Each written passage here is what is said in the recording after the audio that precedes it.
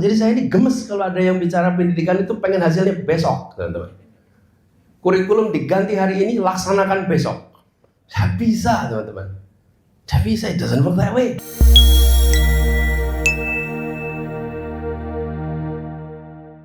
Assalamualaikum warahmatullahi wabarakatuh. Sahabat Jalan Tengah Channel, jumpa lagi dengan channel yang menghadirkan inspirasi, pengetahuan, dan karya anak bangsa. Bersama kita belajar, berkarya, dan berkembang untuk Indonesia yang lebih baik. Menohok Anies Baswedan kritik keras mindset pendidikan Indonesia. Begitulah judul berita yang diangkat oleh situs demokrasi.id. Mantan Gubernur DKI Jakarta Anies Rashid Baswedan melancarkan kritik tajam terhadap pendekatan pendidikan Indonesia yang bermental instan dan berorientasi politik jangka pendek. Dalam kuliah umum di Universitas Pamulang, Jumat 24 Oktober 2025, Anies menyebut Indonesia terjebak dalam ekspektasi tidak realistis terhadap hasil pendidikan. Saya ini gemes kalau ada yang bicara pendidikan itu pengen hasilnya besok. Kurikulum diganti hari ini, laksanakan besok. Saya bisa, teman-teman, saya bisa. It doesn't work that way, ujar Anies dengan nada frustasi. Lalu bagaimana cuplikan videonya? Mari kita saksikan bersama-sama. Tugasnya ini peran pendidik sebagai agen warga negara aktif untuk mendukung SDGs. Peran pendidik. Sementara yang ada di sini, Pak Rektor ini mantan Sekjen, Sesdijen GTK. Saya tadi bilang sama beliau, harusnya Pak Nurjaman yang ngomong di sini. Bukan saya. Saya bukan spesialis pendidikan. Saya berdiri boleh ya, biar bisa lebih jalan. Jadi gini teman-teman sekalian.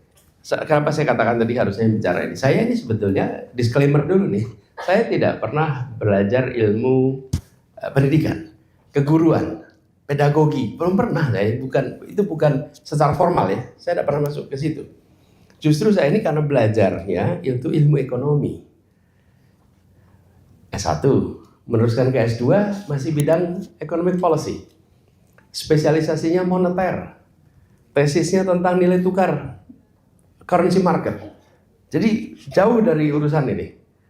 Nah, kemudian saya meneruskan PhD, Political Economy and Development. Lalu dalam proses itu semua sekalian, dan ini saya sampaikan dalam konteks SDGs.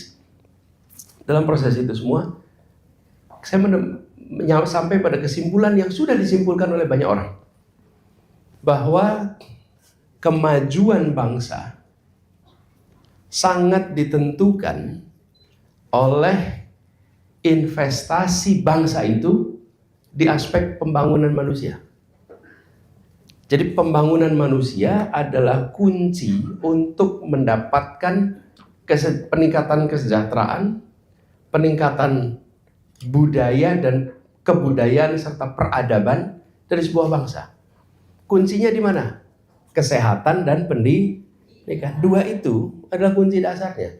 Sehat, terdidik.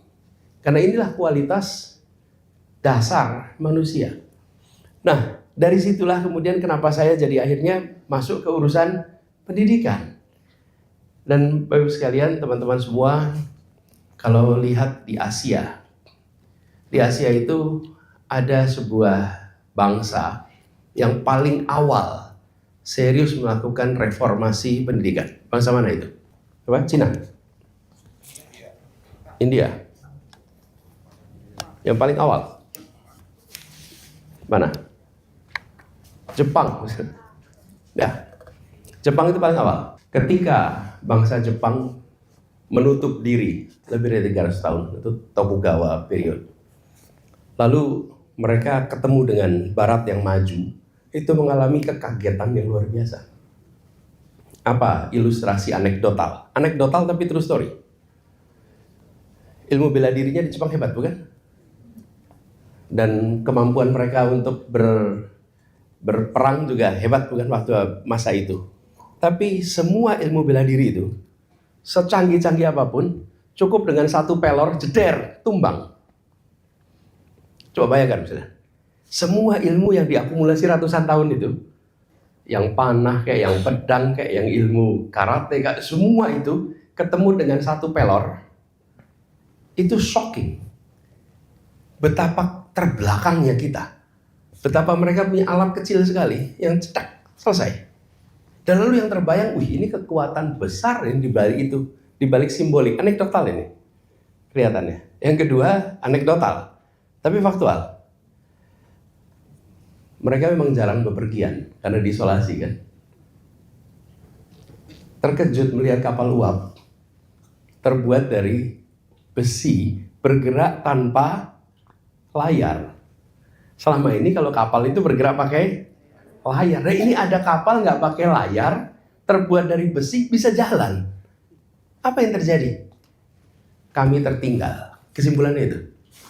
Lalu apa yang dilakukan?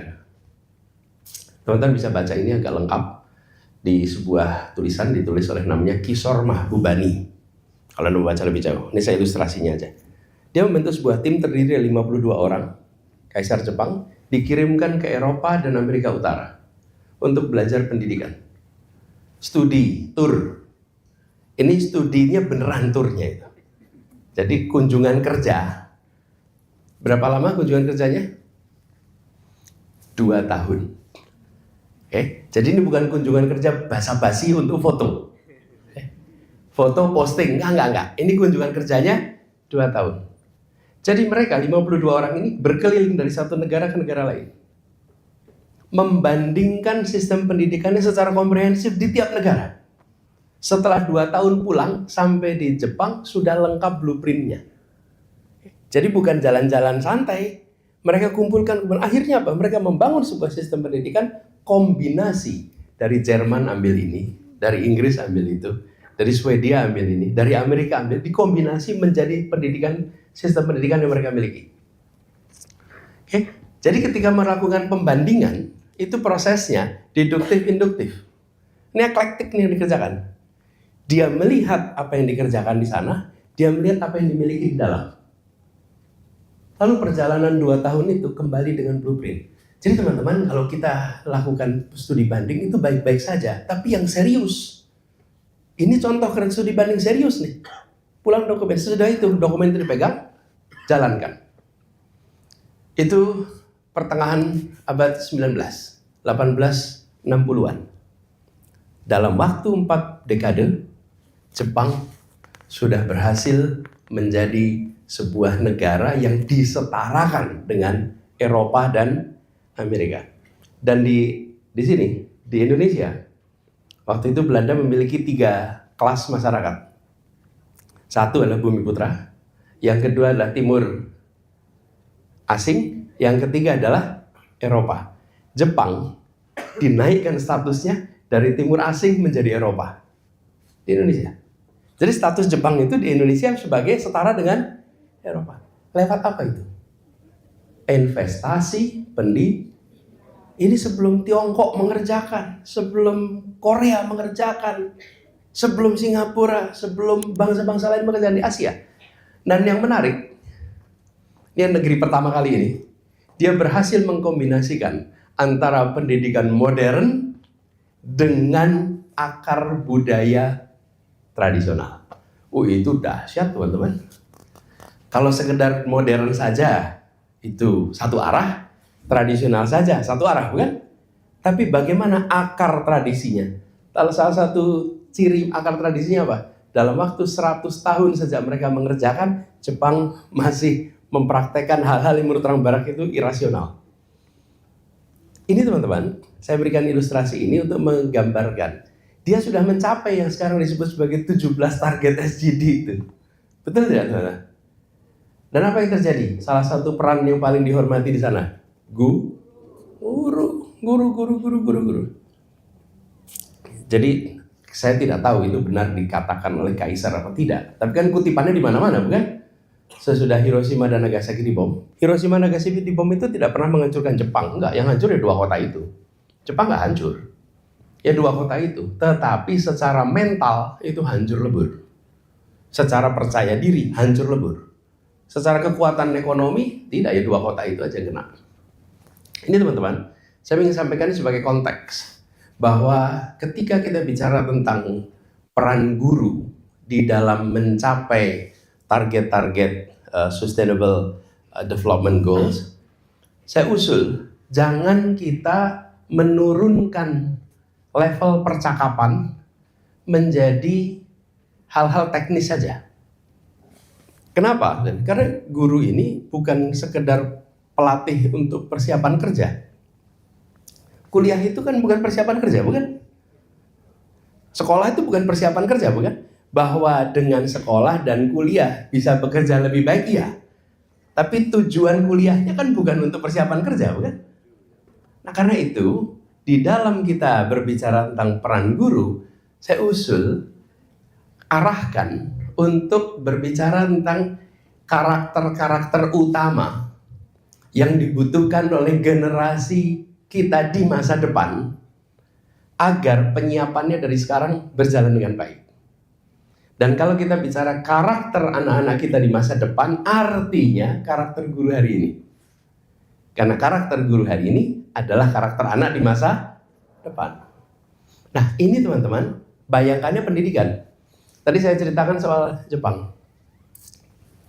Nah, pendidikan ini prosesnya memang agak panjang. Beda dengan kebijakan ekonomi. Kebijakan ekonomi itu pendek, cepat. Menteri Keuangan dilantik, langsung bisa ambil kebijakan, pindahkan 200 triliun. Oke, dari BI ke perbankan, langsung, bukan? Menteri Pendidikan nggak bisa begitu. Yang dikerjakan hari ini, efeknya panjang. World Economic Forum itu diselenggarakan tiap bulan Januari di Davos. Kalau World Education Forum tiap berapa tahun? World Economic Forum tiap 1 tahun. Kalau World Economic Education Forum, ada yang mau tebak? Tebak. Tebak tuh gratis, teman-teman. Educated guess, ayo mahasiswa aja. Educated guess. Berapa? 3 tahun. Ya, good guess. Far from right. 15 tahun. 15 tahun. Jadi saya ini gemes kalau ada yang bicara pendidikan itu pengen hasilnya besok, teman-teman. Kurikulum diganti hari ini, laksanakan besok. Saya bisa, teman-teman. Saya bisa, it doesn't work that way. Saya ikut dalam World Education Forum, karena masih sama Pak Nur zaman tuh, 2015. World Education Forum sebelumnya tahun 2000. Sebelumnya tahun 85. Sebelumnya tahun 70. Bayangkan, teman-teman. Sepakat 1, 2, 3, 4, 5, 15 tahun dilaksanakan. Nah, mindset kita itu pendek maunya. Apalagi yang berada di wilayah politik. Pengennya pendidikan itu menghasilkan dukungan suara besok. Kalau dukungan suara besok, pasti yang diberikan hal-hal yang bisa difoto, Bapak Ibu. Sama kan bisa ditunjukkan fotonya. Temannya Pak Pranoto nih, sama-sama teman kuliah nih Pak Pranoto. Pak Pranoto, Keseman SD, sama-sama nih, fotonya sama.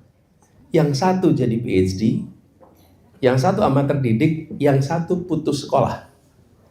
Ketemu lagi 15 tahun, foto bareng, ada bedanya nggak? Ya nggak bisa ditunjukkan bedanya, kecuali dijelaskan, ini PhD, ini bukan. Bedanya pada saat apa? Begitu dikasih pekerjaan, yang satu akan bisa bekerja dengan ABCD, yang satu tidak. Jadi hasil pendidikan itu secara politik seringkali nggak menarik. Kenapa? Investnya hari ini banyak, hasilnya yang paling berat ngadepin ini siapa? Pak Penas nih. Saya dorong Pak Penas di sini baik kan? Karena yang Pak Penas itu pasti tahu konsekuensinya panjang, tapi yang berada di pengambilan keputusan inginnya hasilnya cepat. Betul nggak Pak? Inginnya cepat. Nah, ini yang harus diubah. Kalau menurut hemat kami, sebagai salah satu pandangan menyaksikan berbagai macam reformasi pendidikan dilakukan di banyak tempat, kunci memajukannya adalah meningkatkan kualitas guru. Di dalamnya ada unsur yang lebih penting, namanya kepala sekolah. Karena kalau kepala sekolahnya baik, manajemen sekolahnya baik. Kalau manajemen sekolahnya baik, maka kinerja pendidikannya akan, dan banyak studinya soal itu. Yang kedua adalah kualitas guru. Dan kualitas guru ini, teman-teman, yang menurut hemat kami seringkali terlewatkan. Bagaimana guru bisa bekerja dengan serius kalau kebutuhan sebulan nggak terpenuhi dari gaji bulanan. Betul. Bener nggak teman-teman? Lah kan sederhana. Ini yayasan kepengen Pak Dekan fokus, tapi gajinya separuh bulan. Kira-kira bisa fokus nggak? Nggak mungkin lah. Ya maka itu, dengan gajinya diamankan, kesejahteraan diamankan, Pak Dekan fokus ngurusin fakultas. Itu sederhana sekali teman-teman. Nah ini republik ini harus serius soal guru. Tanda keseriusannya apa? Gurunya tidak terlantar. Itu tanda keseriusan itu. Gurunya dipikirin hidupnya. Kalau itu terjadi, baru kita bisa nuntut macam-macam dari guru tuh. Harus A, B, C, D, F, G. Tapi kalau itu belum terpenuhi, sulit sekali. Jadi, oke. Saya kira ada apa di atas ini? Ya, Ada yang di Zoom juga. Ada peserta yang dari ruang kedua. Oke. Halo. Terima kasih sudah mendengarkan walau belum tersapa. Ada berapa? 400 orang dari Zoom. Ya. Sampai mana tadi kita? Gaji guru. Jadi saya ingin sampaikan ini teman-teman, kelihatannya sederhana. Bagaimana kita bisa mengharapkan guru kita melakukan peran A, B, C, D, F, G kalau dia sendiri tidak merasa diurus oleh pemerintah atau institusi swasta yang mengurusinya. Jadi menurut saya ini mendasar sekali teman-teman. Kenapa saya katakan mendasar? Karena Indonesia telah mengalami peningkatan kesejahteraan yang amat serius. Kita ini satu dari 20 negara kekuatan ekonomi terbesar. Urutan kita nomor 16. Dengan kemampuan seperti itu, maka kita harus memandang pendidikan sebagai investasi. Dan kalau pendidikan sebagai investasi, maka pelaku terpenting dalam pendidikan harus mendapatkan investasi yang cukup besar. Siapa namanya? Guru. Ini logik sederhana. Ini beresin dulu nih. Nah, sesudah itu, teman-teman, atau bersamaan dengan itu, maka ada beberapa karakteristik tentang masa depan yang harus muncul di guru-guru sekarang. Jadi kalau kita bicara tentang siswa abad 21, sesungguhnya implisit itu mengatakan guru abad 21. Karena memang problem kita di sini nih Pak Nurjaman, kita rasakan Pak Eka. Apa? Anaknya abad 21, sekolah gurunya abad 20, sekolahnya abad 19. Termasuk ruangan ini abad 19 ini ruangan ini. Ya kan, dia modern alatnya, tapi formatnya kan tradisional, bukan?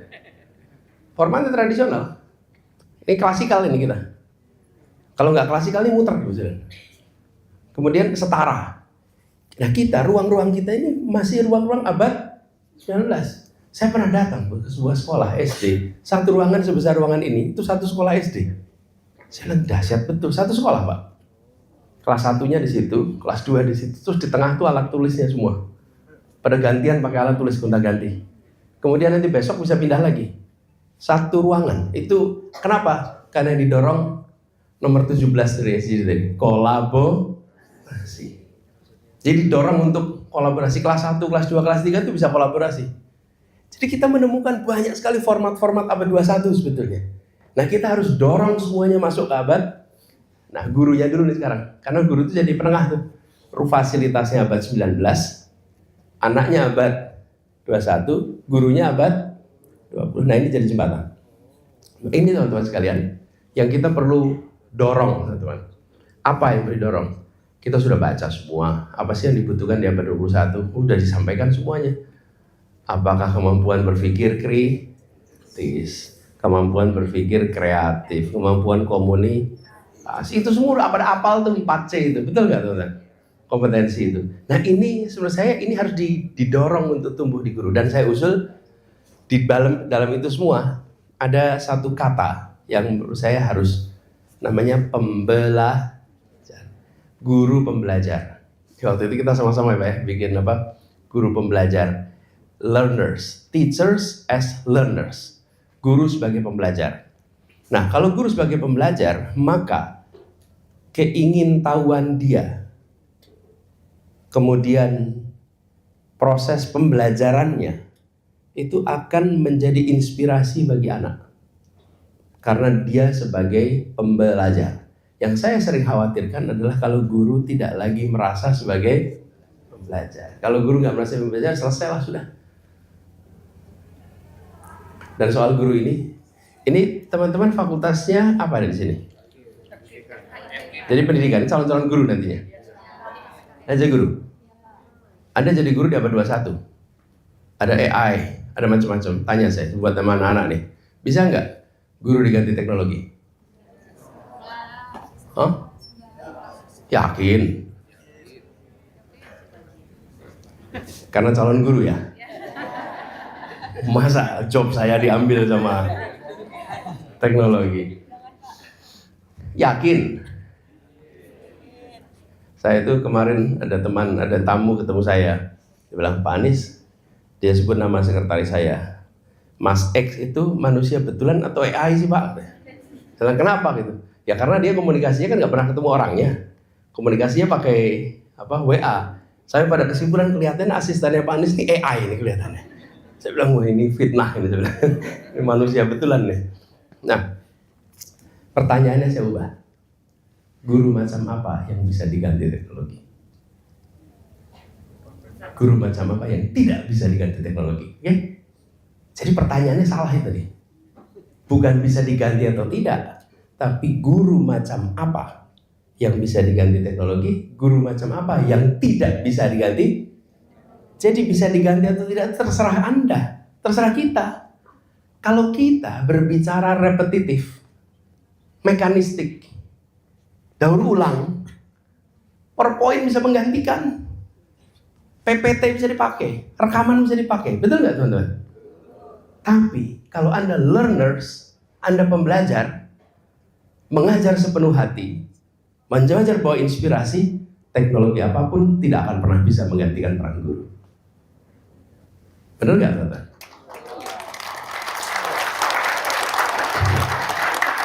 Jadi kembali kepada kita nih.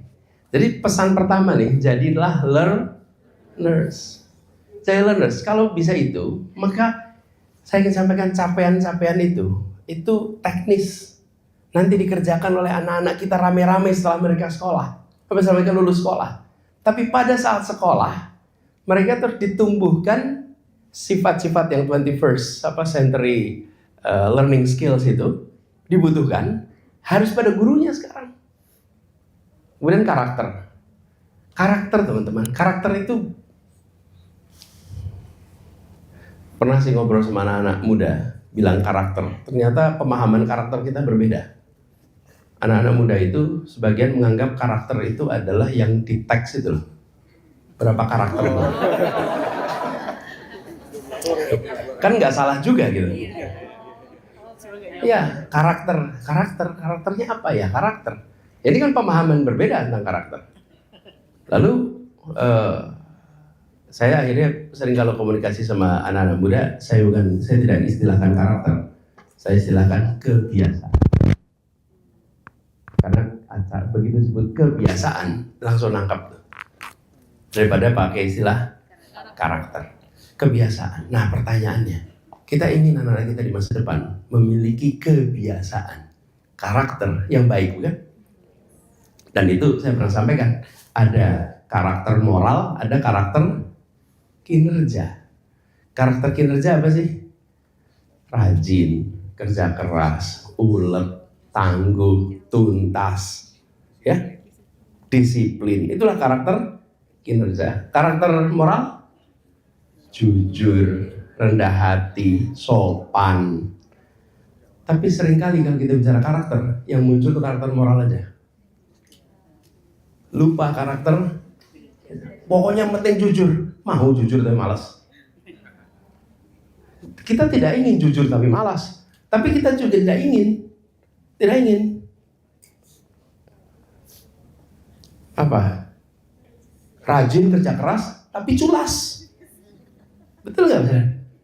Manipulatif. Nah, sekarang pertanyaannya, guru kita yang mana ya? Jadi ini karakteristik ini harus ada dalam Guru. Nah, kita mau bicarakan tentang SDGs 17 item itu, bagaimana kalau guru tidak memiliki karakter ini karakter moral ini, moral dan kinerja. Gurunya telat, gurunya tidak tuntas. Ini proses pembelajaran terganggu. Jadi saya ingin sampaikan, kebiasaan itu di sekolah harus ditumbuhkan. Inilah kenapa tadi saya katakan dalam guru itu ada unsur kepala sekolah, karena leadership itu akan menentukan kualitas di dalam sekolahnya. Nah, lalu teman-teman sekalian, kalau saya boleh dorong sedikit lebih jauh, dengan kemajuan teknologi seperti sekarang, kita membutuhkan guru yang melek dan bisa memanfaatkan teknologi. Guru yang tidak a priori dengan kemajuan teknologi. Udah nggak bisa lagi kita a priori. Dan dunia pendidikan juga begitu. Saya sering merasa terkejut kalau ada sekolah yang melarang anak menggunakan AI. AI itu bukan untuk dilarang, AI itu diajarkan bagaimana penggunaan yang benar, tapi bukan dilarang. Nah, ini teman-teman, melihat penting untuk kita ke pencapaian SDG. Jadi kita tidak secara spesifik bicara sama guru-guru itu item nomor 1, 2, 3, 4, bukan. Tapi kalau karakteristik itu dicapai, insya Allah Indonesia kita akan bisa mencapai itu semua. Kita beruntung dengan segala macam tantangannya. Kita beruntung bahwa Bapak Ibu sekalian berada di wilayah yang fasilitasnya luar biasa. Dan di Pamulang ini luar biasa. Coba Bapak sekalian, berapa kampus di Jakarta ini punya auditorium sehebat seperti ini? Dan Pamulang di salah satunya.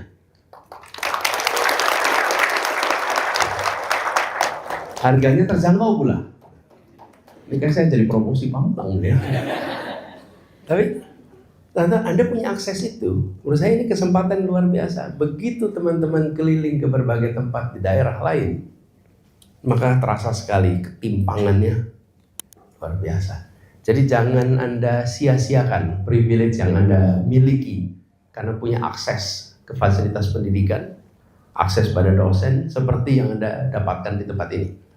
Nah, jadi kembali kepada ini semua sekalian, kuncinya satu pada guru, ini keseriusan. Untuk guru bisa konsentrasi, pastikan kesejahteraan dibereskan. Lalu dari situ harapkan guru untuk bisa memiliki karakteristik seperti anak-anak abad 21 yang diharapkan, ditambah dengan kemampuan untuk bisa memanfaatkan teknologi. Dan ini saya membayangkan guru menjadi agen perubahan yang sesungguhnya. Nah, hal-hal teknis turunan dari itu tentu bisa dikerjakan teman-teman oleh teman-teman semua yang biasa melatih guru. Saya rasa itu sebagai pengantar dari saya. Terima kasih. Assalamualaikum warahmatullahi wabarakatuh. Sahabat sekalian, Anies mengungkapkan fakta mengejutkan bahwa World Education Forum hanya diselenggarakan setiap 15-16 tahun sekali, sangat kontras dengan World Economic Forum yang diadakan setiap tahun. Mindset kita itu pendek maunya, apalagi yang berada di wilayah politik. Pengennya pendidikan itu menghasilkan dukungan suara besok, kritiknya. Politikus yang juga memiliki latar belakang akademis ini menyindir kecenderungan politisi yang hanya tertarik pada program pendidikan yang bisa difoto untuk kepentingan elektoral, bukan investasi jangka panjang yang berdampak nyata. Kritik paling keras Anies tertuju pada nasib guru yang menurutnya terabaikan. Bagaimana guru bisa bekerja dengan serius kalau kebutuhan sebulan enggak terpenuhi dari gaji bulanan? Tantangnya. Ia menekankan bahwa Indonesia sebagai ekonomi terbesar ke-16 dunia seharusnya mampu menjamin kesejahteraan para guru. Republik ini harus serius soal guru. Tanda keseriusannya apa? Gurunya tidak terlantar. Itu tanda keseriusan itu gurunya dipikirin hidupnya, tegas Anies. Anies membandingkan dengan Jepang yang sejak 1860-an telah menempatkan guru sebagai profesi paling dihormati menjadi kunci transformasi negara tersebut dalam 4 dekade. Mantan Menteri Pendidikan itu menggambarkan paradoks sistem pendidikan Indonesia. Anaknya abad 21, gurunya abad 20, sekolahnya abad 19. yang mencontohkan ruang kelas yang masih menerapkan format klasikal konvensional, tidak mendukung kolaborasi yang menjadi kunci keterampilan abad 21. Anies juga mengkritik sekolah yang melarang menggunakan AI. AI itu bukan untuk dilarang, AI itu diajarkan bagaimana penggunaan yang benar, tapi bukan dilarang, katanya, menyoroti resistensi dunia pendidikan terhadap teknologi. Dalam pandangannya, pendidikan karakter di Indonesia terlalu fokus pada aspek moral seperti jujur dan sopan, mengabaikan karakter kinerja seperti rajin, disiplin, dan tuntas. Kita tidak ingin jujur tapi malas, tapi kita juga tidak ingin rajin, kerja keras tapi culas, jelasnya. Anies menekankan bahwa guru harus menjadi pembelajar atau learners, bukan sekedar pengajar. Kalau guru nggak merasa pembelajar, selesailah sudah, tegasnya. Menutup paparannya, Anies menegaskan bahwa pendidikan harus dipandang sebagai investasi jangka panjang, bukan proyek politik. Ia mengingatkan bahwa hasil pendidikan membutuhkan waktu generasi untuk terlihat, tidak bisa dipaksakan dalam satu periode pemerintahan. Investnya hari ini, banyak hasilnya nanti. Yang paling berat ngadepinnya ini siapa? Bappenas, ujarnya, menyindir ketegangan antara perencanaan jangka panjang dengan keinginan politik jangka pendek. Kritik Anies ini muncul di tengah berbagai diskusi tentang peran pendidik dalam mendukung Sustainable Development Goals atau SDGs, mengingatkan bahwa tanpa perbaikan fundamental pada kesejahteraan dan kualitas guru, target-target ambisius tersebut akan sulit tercapai. Anies Baswedan adalah mantan Gubernur DKI Jakarta 2017-2022 dan mantan Menteri Pendidikan dan Kebudayaan 2014-2016 dengan latar belakang pendidikan PhD Political Economy and Development. Sahabat sekalian, demikianlah informasi dari kami. Wassalamualaikum warahmatullahi wabarakatuh.